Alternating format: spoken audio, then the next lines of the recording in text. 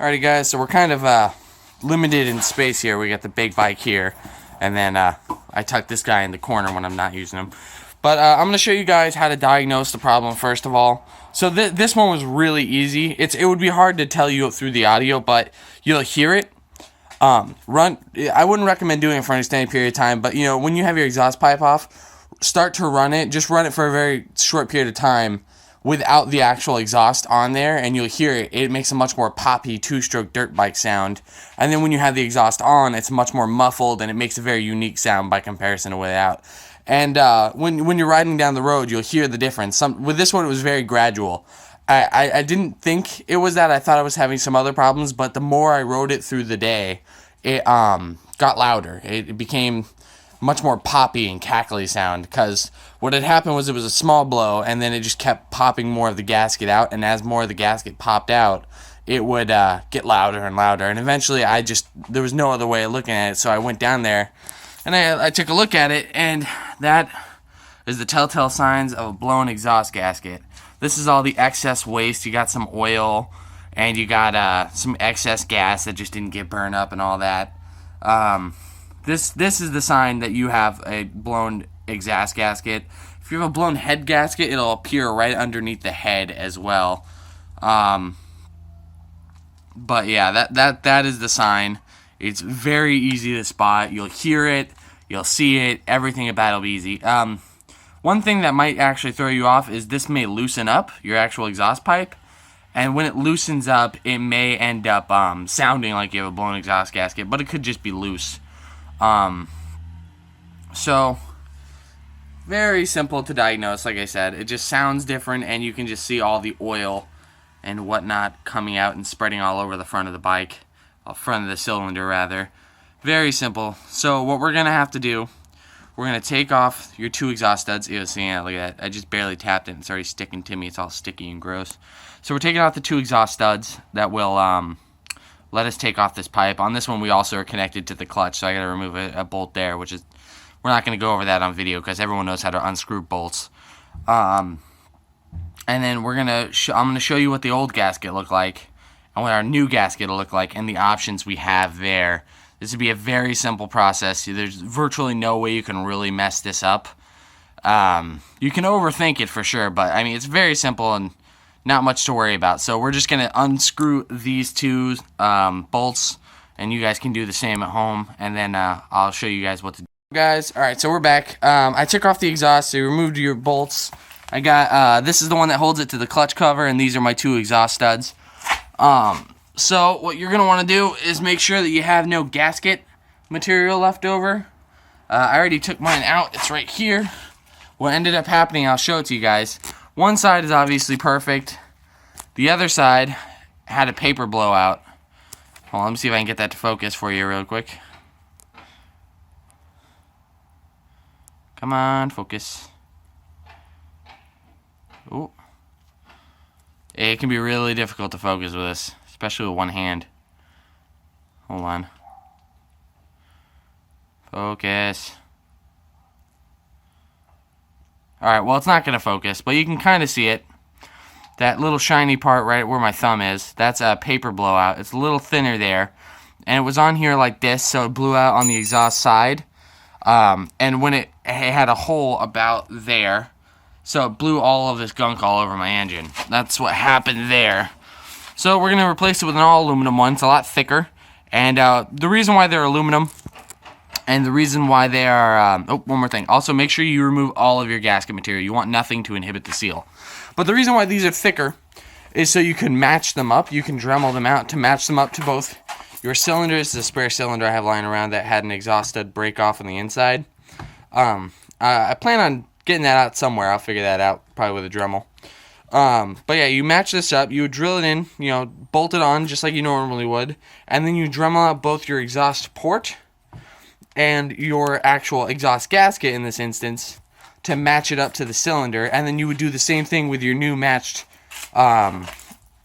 gasket, and you would match it up to your exhaust pipe with a Dremel, so you have a perfect free-flowing exhaust system. That's the ideal situation. For me, I don't do that because it's a lot of work, and it's really unnecessary for the kind of riding I do. I don't need a super fast, I don't need a super well-tuned machine. This is tuned good enough, 40 miles an hour top speed for me. Easy hits 30 miles an hour, easily hits 35, and if you go long enough, you'll hit up to 40. I think I've clocked in at 44. And this is exactly what I need. It takes off from a dead stop because of the jack shaft, and it gets to top speed really quickly, even though the top speed isn't all that fast. Because I use this in downtown, so I don't need to go really fast. I'm never going to take this on any crazy roads. This isn't going to be my like countryside burner. And you don't want these bikes for this. This is just for fun. This gets you to work.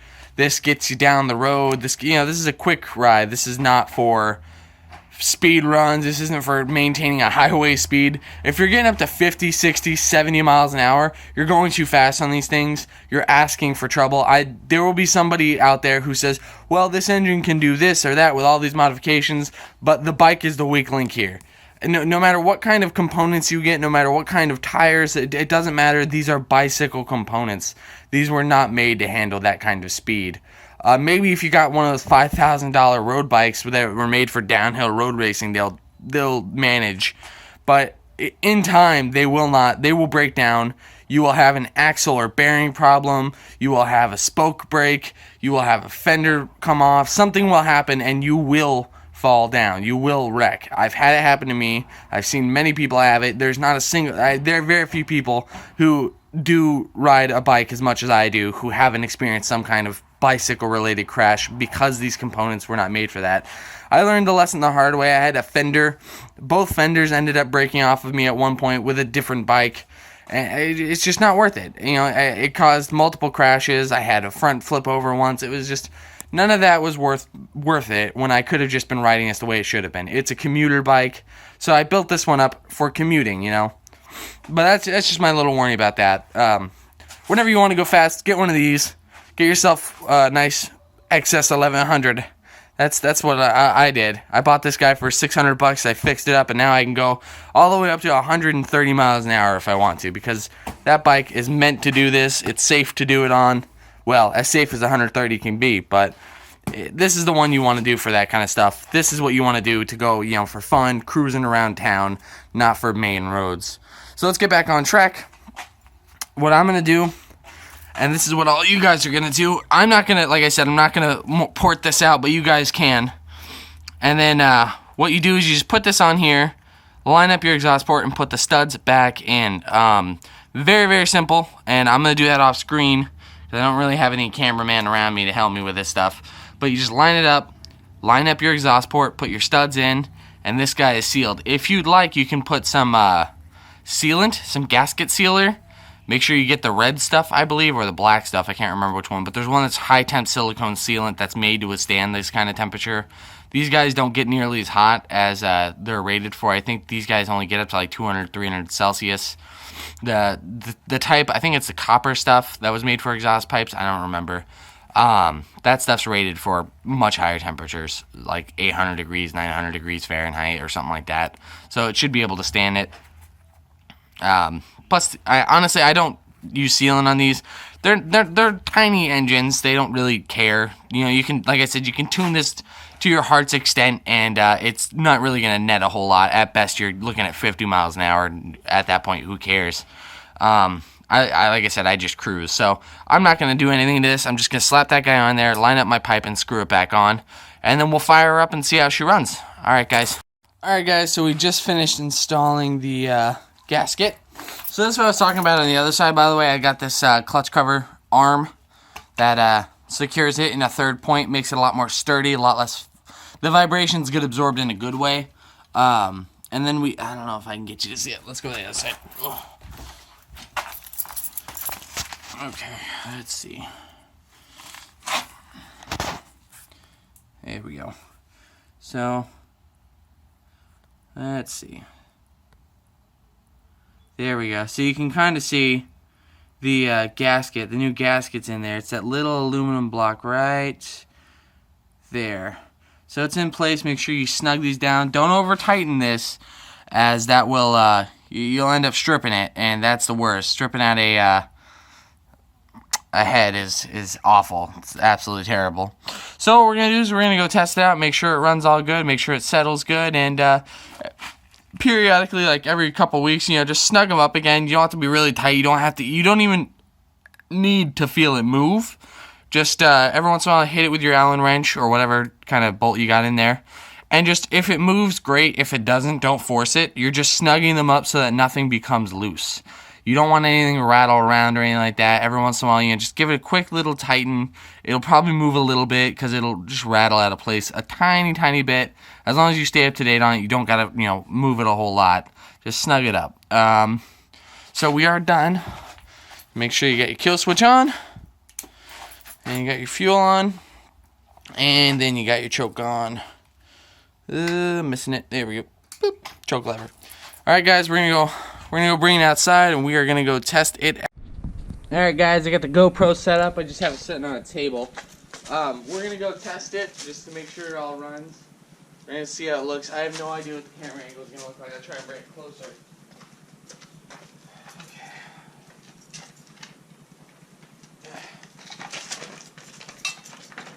Alright guys, so what we're going to do, I kind of have to do it from this side, it's just the way it is. Make sure your fuel's on, your choke's on.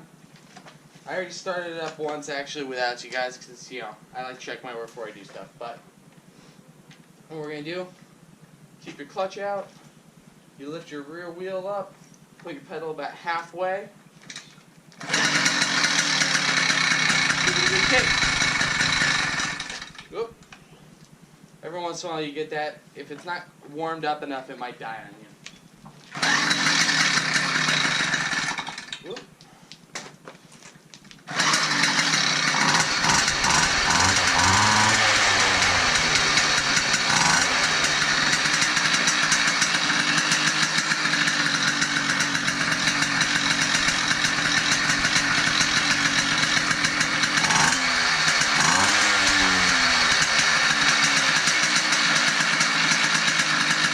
Here we go.